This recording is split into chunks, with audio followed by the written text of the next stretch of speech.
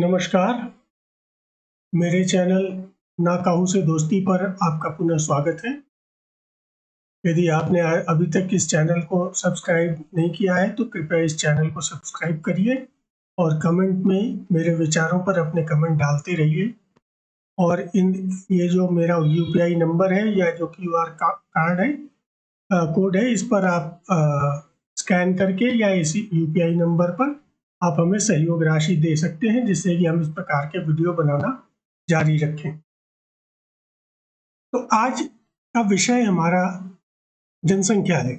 हुआ ये कि अभी कुछ दिन पहले मेरे एक मित्र के साथ मेरी बात हो रही थी जनसंख्या के ऊपर। मेरे मित्र का कहना था कि भारत की जनसंख्या चूंकि बहुत ज़्यादा हो गई है, इसीलिए भारत में गरीबी है, इसीलिए भारत में बेरोजगारी है और इसीलिए भारत में जो भी परेशानियां हैं सिविल या किसी क्राइम या जिससे भी संबंधित परेशानियां हैं वो इन्हीं के कारण। मैं मानता हूं कि जनसंख्या बढ़ती है तो ये जो गरीबों की संख्या भी बढ़ती है, क्योंकि एब्सोल्यूट नंबर्स हमेशा बढ़ जाएंगे जनसंख्या के साथ, वो एब्सोल्यूट नंबर्स में बढ़ोतरी होती चली जाएगी। परंतु मेरे विचार जनसंख्या से संबंधित कुछ और है। मेरे मित्र का कहना था कि भारत सरकार को पूरी कोशिश करनी चाहिए कि किसी तरह से कोशिश करके हमें जनसंख्या पर नियंत्रण करना चाहिए। मेरा मानना कुछ और है, क्योंकि मैंने पढ़ा है कि जनसंख्या नियंत्रण पर बात सबसे पहले शुरू कहाँ हुई।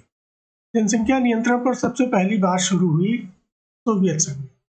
सोवियत संघ में ये बात क्यों शुरू हुई? क्योंकि सोवियत संघ में जब सोशलिज्म यानी कम्युनिज्म आ गया, सोशलिज्म का एक प्रकार कम्युनिज्म जब वो आ गया, तो वहां की सरकार से लोगों को ये आकांक्षा हुई, जिन्होंने कि अब ये हमारी पूरी जरूरतें जितनी भी थी, जो इन्होंने वादे किए हैं, जो जिसका आरोप इन्होंने जार पर लगाया और जो इन्होंने वादे किए हैं, ये पूरे करेंगे और हमारी तरक्की अब होने से कोई नहीं रोक सकता। हुआ ऐसा नहीं, ऐसा बिल्कुल भी नहीं हुआ। सरकार ने सब कुछ अपने हाथ में ले लिया, संपत्ति सरकार की हो गई, प्रोडक्शन के जितने मीन्स थे वो सभी सरकार के हो गए, परंतु देश में गरीबी दूर नहीं हुई, देश की समस्याएं दूर नहीं हुई। तो ये सब चीजें बनी रही, बल्कि राजनीतिक रसूख के हिसाब से हैव्स और हैव नॉट्स की एक नई कैटेगरी बन गई, यानी समाज में फिर विभेद पैदा हो गया, कुछ हैव्स हो गए, कुछ हैव नॉट्स हो गए। तो ये फिर से शुरू हो गया।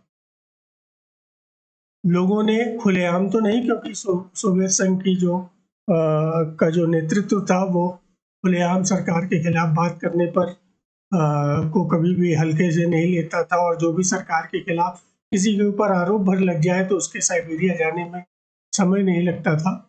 परंतु लोगों ने दबे स्वरों में समस्याओं के बारे में बात करना शुरू कर दिया। सरकार को यह पता चला तो सरकार ने बहुत से कारणों को दोष दिया। उन्होंने पूंजीवाद को दोष दिया, उन्होंने और कई कारणों को दोष दिया, पूंजीवाद को दोष दिया, देश में उपस्थित लोगों के, देश के नागरिकों के बीच जो आपसी मतभेद थे उसको दोष दिया, कम्युनिज्म के ट्रेटर्स को दोष दिया, सबको दोष दिया। परंतु एक चीज जो उन्होंने सबसे बड़ी की, जो बाकियों से अलग थी, जो बाकी दुनिया में अब तक किसी ने जिसके ऊपर बात नहीं की थी, वो है जनसंख्या पर इसका दोष देना। उन्होंने कहा चूंकि जनसंख्या हमारी बढ़ती जा रही है, इसीलिए सरकार चाहकर भी सब वो नहीं कर पा रही है, जनसंख्या की वृद्धि दर इतनी ज्यादा है। लेकिन ये जनसंख्या की वृद्धि दर क्या सचमुच इन्हीं कारणों से थी या जनसंख्या की वृद्धि के कारण ही ऐसा था? चलिए इस पर फिर कभी किसी और वीडियो में बात करेंगे। लेकिन आप ये जान लीजिए कि मेरे विचार यह है कि जनसंख्या की वृद्धि के कारण लोगों की आर्थिक प्रगति नहीं रुकती, लोगों की आर्थिक प्रगति किन्हीं और कारणों से। जब उस विषय पर आएंगे, आर्थिक प्रगति का क्या कारण हो सकते हैं, तब उस पर बात करेंगे। लेकिन जनसंख्या नियंत्रण के जो विचार थे वो शुरू तो हुए कि सामान्यतः जनसंख्या वृद्धि के बारे में उन्होंने बात करनी शुरू की, परंतु जब उन्होंने देखा कि ज़्यादातर बच्चे जो पैदा होते हैं वो या तो लोअर इनकम ग्रुप में होते हैं, उनके ज़्यादा बच्चे होते हैं, और जो भी हैव्स थे जो कि उस समय पॉलिटिकल सिस्टम के ज़्यादा नज़दीक थे, उनके बारे में वैसे भी कोई बात नहीं कर रहा था। तो गरीबों के द्वारा ज़्यादा बच्चे पैदा किए जाने पर जाकर बात अटक, और बात यह अटक गई कि ये कहा जाने लगा कि जो गरीब हैं उनके ज़्यादा बच्चे पैदा होने के कारण ही देश में तरक्की नहीं हो पा रही है, सोवियत संघ में हम तरक्की नहीं हो पा रही है, इसलिए गरीबों को कम बच्चे पैदा करने चाहिए। और इसके लिए सरकार ने शुरुआत तो की इस बात से कि उन्होंने गरीबों को पहले सलाह दी कि आप कम बच्चे पैदा करें, परंतु बच्चे पैदा करने के पीछे, गरीबों के ज़्यादा बच्चे पैदा करने के पीछे एक बड़ा ही यदि आप कहिए तो डार्विनियन सिद्धांत है। डार्विनियन सिद्धांत क्या है कि गरीब इसलिए ज़्यादा बच्चे पैदा करते हैं क्योंकि उन्हें ये नहीं पता होता कि उनके कितने बच्चे बड़ी उम्र तक सरवाइव करेंगे। और क्यों? क्योंकि उनके पास जो रिसोर्सेज होते हैं उनका एक्सेस बहुत कम होता है, और चूंकि उनके पास रिसोर्सेज का एक्सेस बहुत कम होता है इसलिए वो ज़्यादा से ज़्यादा बच्चे पैदा करने की कोशिश करते हैं। जैसे जैसे लोगों की आर्थिक स्थिति सुधरती जाती है, आप समाज के किसी भी हिस्से में देखेंगे, जैसे जैसे उनकी आर्थिक स्थिति सुधरती जाती है वैसे वैसे उनके जो बच्चे होते हैं उनकी संख्या कम होती जाती है, क्योंकि बच्चों का सर्वाइवल सुनिश्चित होता जाता है। बच्चों का सर्वाइवल जितना सुनिश्चित होगा बच्चे उतने कम पैदा होंगे। ज़्यादा बच्चे गरीबों के ही पैदा होते हैं या जिनको भी ये लगता है कि हमारे बच्चे बड़ी उम्र तक सर्वाइव करेंगे या नहीं, उनके ज़्यादा। चलिए, तो सरकार की ये जो पहले उन्होंने कोशिश की गरीबों को समझाने की कि आप कम बच्चे पैदा करो, और जब गरीबों ने उतना नहीं सुना तो उन्होंने गरीबों के ऊपर सरकारी नियंत्रण के द्वारा सरकारी तरीकों से बच्चे कम पैदा करने का जोर डालना शुरू कर दिया। आपने ऐसे ही स्थिति चीन में भी देखी है, जहां उन्होंने एक बच्चा पैदा करने का नियम बना दिया, और यदि किसी के एक से ज़्यादा बच्चे होते थे तो उस बच्चे को सरकार ले लेती थी, माँ बाप के साथ नहीं रहना होता। कुछ ऐसा ही हालांकि अमेरिका में ये चीज़ शुरू तो नहीं हुई, इस कारण से जनसंख्या नियंत्रण के लिए तो नहीं शुरू हुई, परंतु गरीबी से मुक्ति दिलाने के लिए बच्चों की संख्या कम करने का कुछ इसी प्रकार का विचार अमेरिका में भी वामपंथियों ने उठाया। और वामपंथियों ने जब यह विचार उठाया तो गर्भपात के अधिकार की बात की गई। और मैं ये नहीं कहता कि गर्भपात गलत है, गर्भपात के कई उचित कारण भी हो सकते हैं, परंतु यदि बच्चों की संख्या कम करने के लिए गर्भपात की बात हो रही है तो मैं उसके बिल्कुल विरोध में।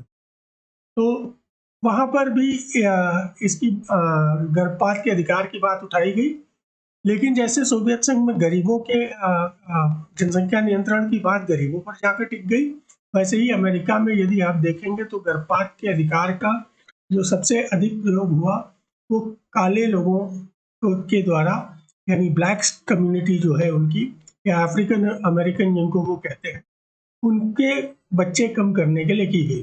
हालांकि इस मेरे ये कहने के कारण हो सकता है यूट्यूब पर कुछ लिमिटेशंस भी लगा दे। तो सोवियत संघ में ये आपने जो देखा, ये जो बच्चे कम पैदा करने का जो पूरा सिस्टम था, उसके कारण वो गरीबों की संख्या कम करने पर आ गया कि गरीबों की संख्या कैसे कम की जाए जिससे जो यूटोपिया है वो सब तक पहुंच जाए। ये यूटोपिया सब तक पहुंचाने के लिए गरीबों की संख्या कम, जो कि यदि आप चीन में देखें तो एक तरह से जेनोसाइड टाइप की स्थिति हो गई, जहां पर उन्होंने बच्चे कम पैदा करने के लिए सरकारी नियम बना दिए।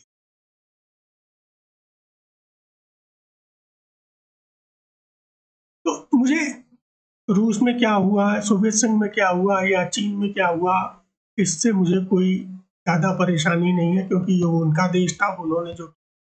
परंतु पहले इंदिरा जी ने और अब हमारे वर्तमान समय में लोगों ने, हालांकि सरकार ने अभी तक इसके ऊपर कोई बात नहीं की है, परंतु मुझे पता है कि राजनीतिक कारणों से हो सकता है कुछ दिनों में इसके ऊपर भी बात होने लगे।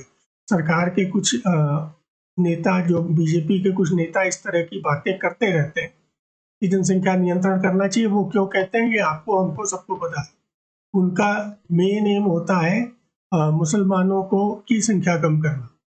मैं ये नहीं कह रहा हूँ कि वो मुसलमानों के खिलाफ कुछ वो करना चाहते हैं, परंतु मुसलमानों की बढ़ती जनसंख्या से वो डरते हैं, या डरते कम है, लोगों को डराते ज़्यादा।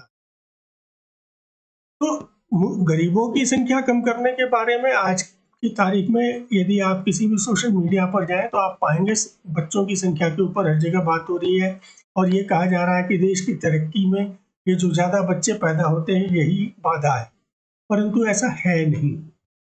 यदि आप डेटा पे ध्यान दें तो भारत में 1950 के दशक में जन्म दर 40 के आसपास थी, 40 के आसपास, 40 प्रति हजार, जो कि आज की तारीख में शायद 16.5 प्रति हजार के आसपास होगी। यानी जन्म दर में 3 गुना से ज़्यादा की कमी हुई है। यदि आप फर्टिलिटी रेट की बात करें तो भारत में फर्टिलिटी रेट 1950 में 6 था, यानी प्रति कपल पर कपल देयर वर 6 चिल्ड्रन, यानी प्रति दंपत्ति 6 बच्चे हुआ करते थे। आज की तारीख में यह संख्या 2.139 हो गई है, यानी प्रति दंपत्ति 2.139 बच्चे पैदा हो रहे हैं, यानी यह भी संख्या करीब करीब 1/3 हो गई। यानी बच्चों के पैदा होने के कारण भारत की जनसंख्या बढ़ रही है, ऐसा नहीं है। भारत में बच्चों के पैदा होने की संख्या में काफ़ी कमी आई है। उसके पीछे एकमात्र कारण यह है कि भारत में स्वास्थ्य सुविधाएं बढ़ रही है, शिक्षा सुविधाएं बढ़ रही हैं, जिससे बच्चों का सर्वाइवल बढ़ रहा है और साथ में आर्थिक उन्नति भी हो रही है। और इसके कारण बच्चों का सर्वाइवल बढ़ने के कारण बच्चों की संख्या खुद ब खुद नेचुरल तरीके से कम होती चली जा रही है। जैसे जैसे देश की आर्थिक तरक्की होती जाएगी, ये बच्चों की संख्या कम होती चली जाएगी और यूएन के अनुमान के अनुसार यह संख्या सन 2100 तक यह संख्या 1.7 पे आ जाएगी। लेकिन आपको बहुत जरूरी बात जाननी चाहिए कि प्रति दंपत्ति 2.1 संतानें होना ये रिप्लेसमेंट रेट है। यानी आज की तारीख में यदि आपकी जो भी जनसंख्या है, यदि आप इसी जनसंख्या को मेंटेन रखना चाहते हैं तो प्रति दंपत्ति कम से कम 2.1 बच्चे होने चाहिए। यानी कुछ लोगों के 2 बच्चे होंगे और कुछ लोगों के 3 भी होंगे, कुछ के 2 से भी कम होंगे, कुछ के 3 से भी ज़्यादा होंगे, तभी ये 2.1 की संख्या मेंटेन हो पाएगी। इसी को रिप्लेसमेंट रेट कहते हैं, यानी पॉपुलेशन रिप्लेसमेंट रेट। यदि यह नहीं होगा तो पॉपुलेशन धीरे धीरे कम होने लगेगी, जैसा कि चीन में अब हो रहा है। चीन अब उस स्थिति में पहुंच गया है कि उसकी पॉपुलेशन कम होने लगेगी। साथ ही साथ इससे सिर्फ ये नहीं होगा कि आपकी ओवरऑल पॉपुलेशन ही कम होगी, इसके साथ एक और चीज़ होगी कि आपके देश में बूढ़ों की संख्या बढ़ती जाएगी और यंग एंड अडल्ट की संख्या कम होती जाएगी। ये यंग एडल्ट ही हैं जो सबसे प्रोडक्टिव होते हैं। इनकी प्रोडक्टिविटी के हिसाब से ही कोई भी देश तरक्की करता है। यदि आप जन्म दर को 2.1 से कम कर देंगे तो रिप्लेसमेंट नहीं होगा जनसंख्या का, और तब आपको आगे भविष्य में अपने कारखानों में, अपनी फैक्ट्रियों में, अपने ऑफिसों में काम करने के लिए यंग लोग नहीं मिलेंगे, जैसा कि आज की तारीख में यूरोप में एक समस्या हो गई है। यूरोप में, जापान में, इन देशों में ये एक बहुत बड़ी समस्या हो गई है, क्योंकि उनके पास फैक्ट्रियों में काम करने के लिए लोग नहीं है, ऑफिस में काम करने के लिए लोग नहीं है, और इसीलिए वो मिडिल ईस्ट से और नॉर्थ अफ्रीका से कितने लोगों को अपने यहाँ रिफ्यूजीज की तरह शरण देने के लिए बाध्य है। ऐसा नहीं है कि उन्होंने कोई दया की है इनके ऊपर, ये बाध्य है क्योंकि इनको अपनी फैक्ट्री में काम करने के लिए लोग चाहिए, जो इनके पास यंग पॉपुलेशन है नहीं।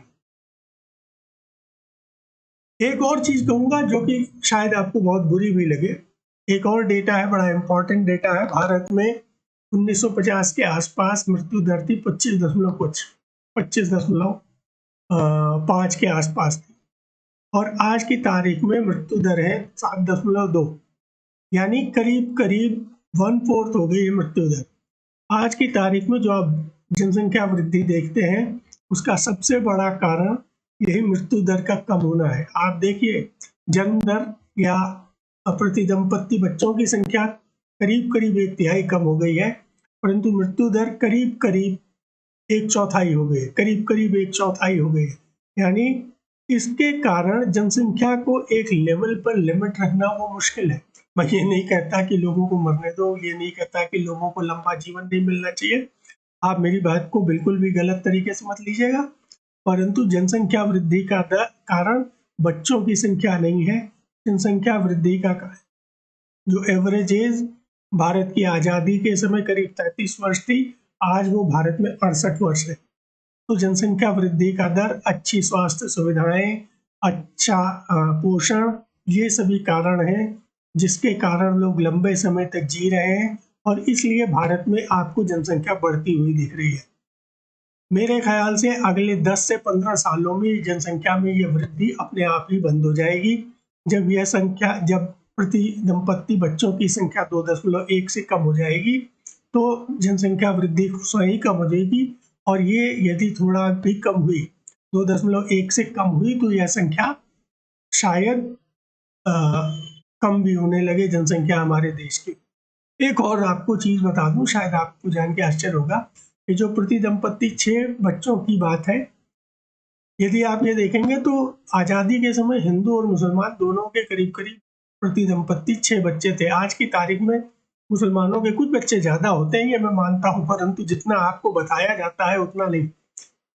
हिंदुओं का प्रति दंपत्ति 2 बच्चों का है फर्टिलिटी रेट, और मुसलमानों में यह फर्टिलिटी रेट 2.5 पर कपल है, यानी प्रति दंपत्ति 2.5 बच्चे। बहुत ज़्यादा अंतर नहीं है। आपको जो बताया जाता है कि 13 बच्चे 14 बच्चे, ऐसा कुछ नहीं है। प्रति दंपत्ति 2.5 बच्चे ही मुसलमानों में हो रहे हैं। तो ये कहना कि मुसलमानों में बच्चे बहुत ज़्यादा पैदा हो रहे हैं, मैं इस बात को नहीं मानता।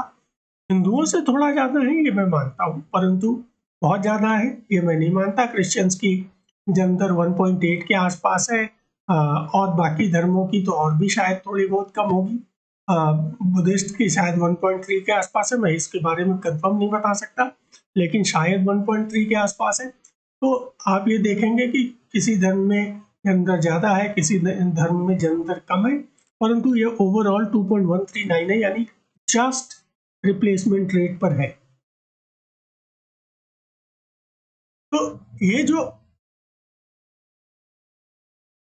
आप देख रहे हैं, आपकी दक्षिणपंथी सरकार, दक्षिणपंथी जो चाहते हैं कि सरकार उनके निजी जीवन में दखलंदाजी न करे, वह भी इस बात के लिए हामी भर रहे हैं, और सिर्फ इसलिए कि वो उनके अंदर एक धर्म विशेष के प्रति कड़वाहट है। मैं घृणा नहीं शब्द का प्रयोग नहीं करूंगा, लेकिन कड़वाहट है, और उस कड़वाहट के कारण वो उन विचारों का समर्थन कर रहे हैं जो कम्युनिस्ट विचार हैं। कहने को ये दक्षिणपंथी हैं, परंतु वामपंथी विचारों का समर्थन कर रहे हैं। मैं इन विचारों का समर्थन कभी नहीं कर सकता। क्यों? क्योंकि मुझे मालूम है कि इसका हश्र वही होना है जो जापान का हुआ, जो चीन का होने वाला है जल्द ही, जो यूरोप का हो रहा है। इन देशों का जो हश्र हो रहा है, मैं वो भारत का हश्र नहीं चाहता। आप जैसे जैसे लोग ज़्यादा जिएंगे, वैसे वैसे जनसंख्या बढ़ती चली जाएगी। एक जगह पहुंचकर यह नंबर स्टेबल हो जाएगा और तब जनसंख्या घटनी शुरू हो जाएगी।